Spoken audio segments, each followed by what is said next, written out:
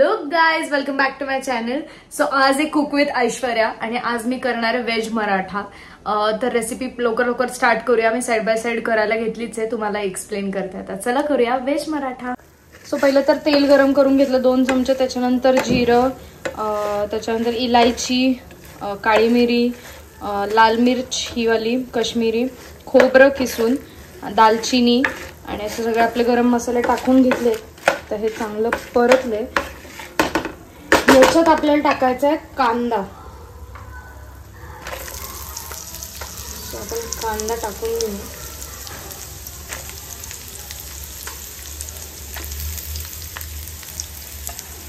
मी 2 छोटे कांदे घेतले तिकडे. याला चांगलं परतून घेऊया.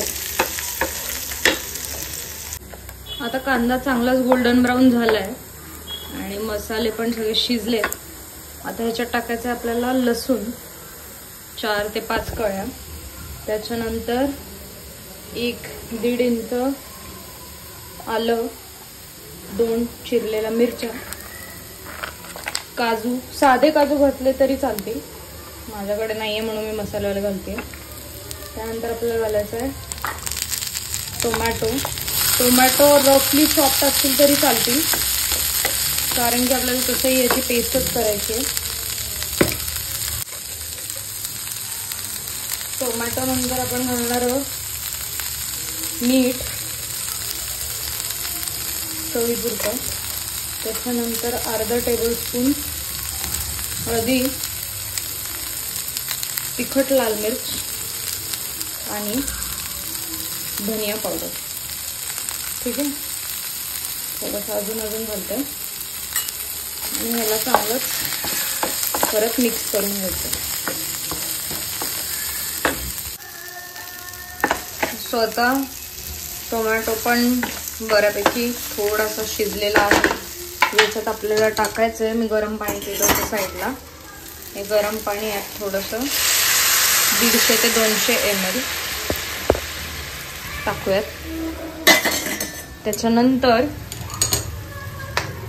1 टेबलस्पून खसखस आणि 1 टेबलस्पून तीळ.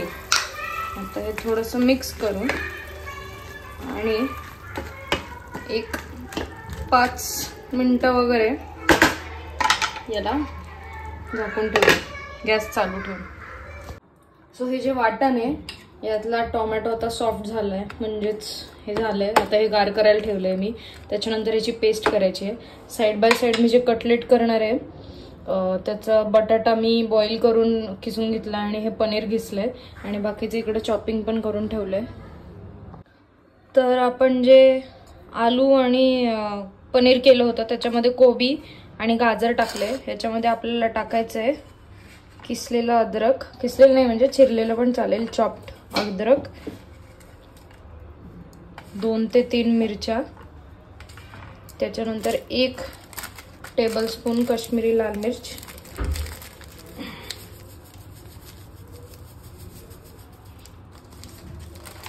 त्याच्यानंतर धनिया पावडर आणि गरम मसाला. आता हे आपल्याला सगळं मिक्स करून घ्यायचं आणि मेन इम्पॉर्टंट जे राहिले ते आहे 1 चमचा घी.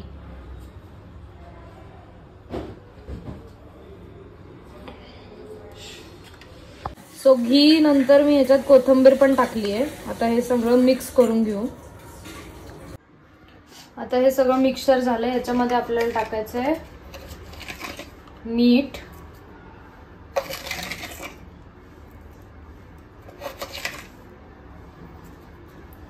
त्याच्यानंतर चाट मसाला,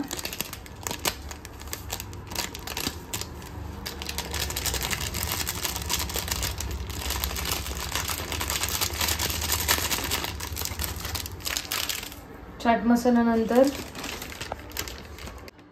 चाट मसाला झाला की 2 चमचे कॉर्नफ्लॉवर आणि 2 चमचे बेसन घालायचे. आता ह्या गोष्टी यासाठी टाकल्यात कारण की ते सगळं नीट बाइंड झालं पाहिजे आणि इथून प्रोसेस थोडीशी फास्ट करायची कारण की मीठ आणि चाट मसाल्यामुळे पाणी सुटतं. तर लगेच कटलेट बनले पाहिजे म्हणून चांगलं मिक्स करून घेऊ आता याला.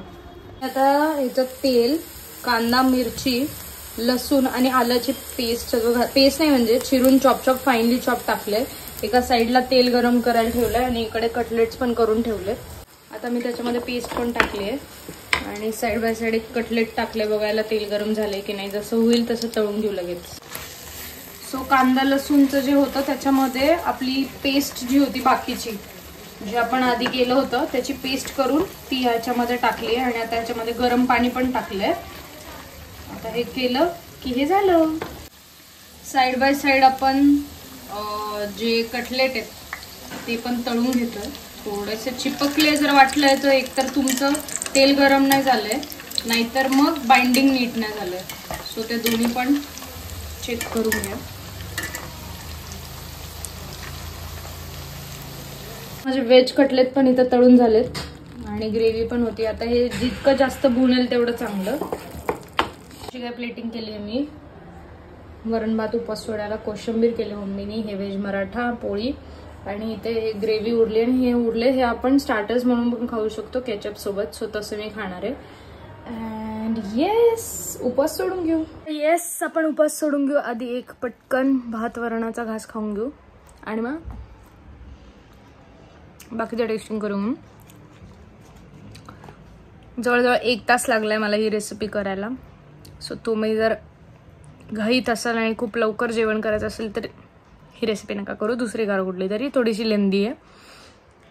So yes testing time.